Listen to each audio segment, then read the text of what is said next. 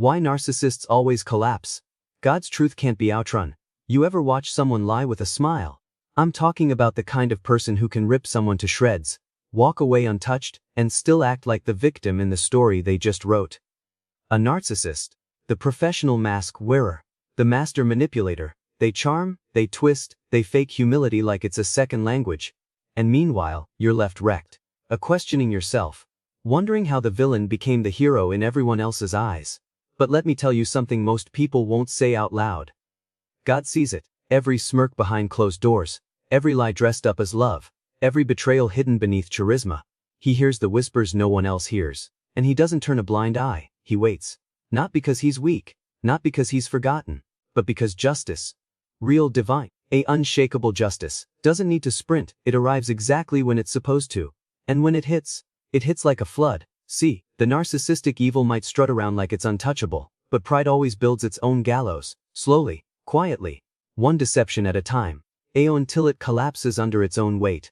And you don't have to lift a finger. You don't have to burn for revenge.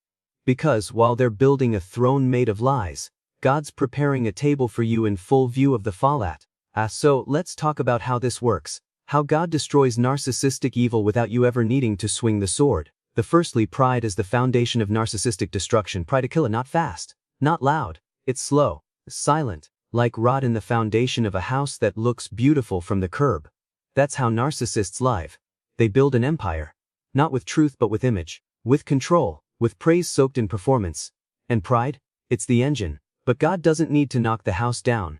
He lets the termites do their work. Pride starts to crack what ego tried to hide. One fake apology, one small lie, one moment of arrogance too far, and then boom, everything starts shaking. The narcissist thinks their mask is permanent, thinks charm is stronger than truth. But the word says, pride goes before destruction, and a haughty spirit before a fall. Proverbs 16:8. And not maybe, not eventually, always. They don't just fall, they collapse. Because pride doesn't just blind. It builds the cliff they don't see until they're halfway off it. And by the time they look down, it's too late. Second, God's justice is silent but sure. You ever watch evil walk away smiling and think, where's God in all this? That's where a lot of people lose faith. They mistake God's silence for absence. They see the narcissist thriving, laughing, posting, pretending. And it looks like they've won. But God ain't late. Justice doesn't always come with a lightning bolt. Sometimes it rolls in like fog, slow, unstoppable. Like that the narcissist doesn't notice it until it's already in the room. Because while they're busy counting followers and polishing their image, God is flipping every light switch behind the scenes, one connection at a time, one truth at a time. The mask doesn't fall in one swipe, it peels, bit by bit, until the whole illusion unravels. Because he's not just interested in punishment, he's interested in proof. He lets the narcissist expose themselves, let them talk, let them strut, let them think they're safe, and then, when truth walks in, game over. Third, truth rises and exposes deception. Lies are loud. But truth, it doesn't need volume, it needs time. The narcissist survives by spinning stories, manipulating emotions, turning every wrong they do into someone else's fault. And for a while, it works. People believe them. People side with them. But lies are fragile. They don't age well. They crack under pressure. They multiply to survive, and eventually they contradict. And that's when people start waking up. God doesn't just break the lie. He rises through it. Truth has weight. Even buried under manipulation, it floats to the top. Jesus said it straight, nothing hidden will remain hidden. So while you were crying in silence, trying to hold your soul together, God was moving, quietly, patiently, pulling threads from the narcissist's web of deception. Until one day, snap, the whole thing caves in. Not because you exposed them, but because truth couldn't stay quiet any longer. Fourth, isolation is God's tool of reckoning. The narcissist's power isn't just in manipulation. It's in need people. Mirrors.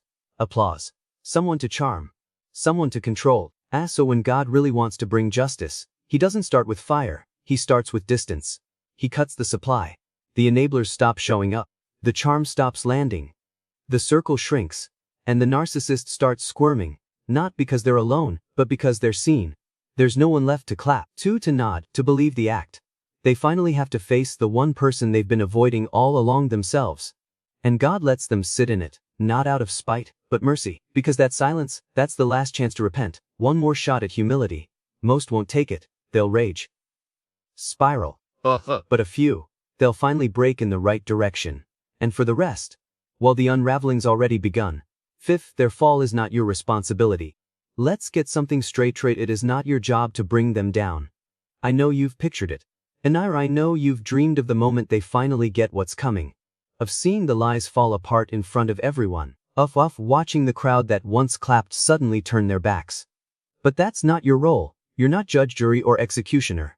You're the survivor. You're the one God pulled out of the mess so you could rise, not stay stuck playing karma cop. Proverbs 24:7 hits it hard. Do not gloat when your enemy falls. Why? Because justice isn't yours to manage. It's sacred business. And while you're burning fuel helping they crash, you're missing the fact that God's already clearing your runway. Your energy, it belongs to healing. Their fall, that's God's timing. His method. His moment, let him let go, let him handle it. Sixth, their control is shattered by truth. Control.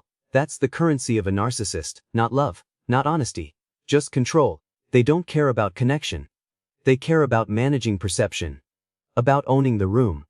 About bending reality to make sure they always come out looking clean. But when God moves, he doesn't shout, he pulls one pin at a time. Suddenly the manipulation doesn't land. The sob stories don't hit. The lies don't stick. The people start seeing, doubting, whispering, walking away. And the narcissist, they panic. They scramble to patch the cracks to force the narrative back into place. But it's too late. Truth's already in the room, standing tall. And when truth shows up, control walks out. Every time. You don't need to say a word. Just stand still. God is doing the talking now. Seventh, God's final act is your redemption. And this is where it turns. Because while their world is burning down, you, yes you, are rising, force, not by revenge, but by grace. God's not just about taking liars down. He's about lifting the broken up. He's in the business of redemption, of making something stronger from what was shattered. You thought the pain was going to end you, but it's becoming your platform. The same hell they dragged you through, they're God's using it to build something unshackable in you: wisdom, discernment, power, peace. And it's not just survival, it's resurrection. So no, this isn't about watching them lose. It's about watching you win. Quietly, fully, authentically. Because the real justice isn't their collapse. It's your comeback. So now you know, narcissists don't fall by force. They fall by design. Pride builds the platform, and God lets them climb it just high enough to crash. Not out of spite, but out of justice. And you were never meant to swing the sword. That's not your fight. You're not here to gloat or chase revenge. You're here to rise. While they unravel, God's rebuilding you. Quietly, powerfully. From the inside out, he's stripping away the lies they told you about your worth, your voice, your purpose. And he's replacing it with truth. Real truth, the kind that sets you free and leaves no room for shame. So let them fall. Let God handle that part. Your job is healing, walking, rising. Because the greatest justice, it's not when they break. It's when you stop bending. If this hit deep, if something finally clicked, subscribe, like the video, and drop a comment and tell me what truth you're holding on to now. And if you're not done yet, there's more. Good? Watch the next one. Let's keep walking. Let's keep rising. Because this is how the story turns.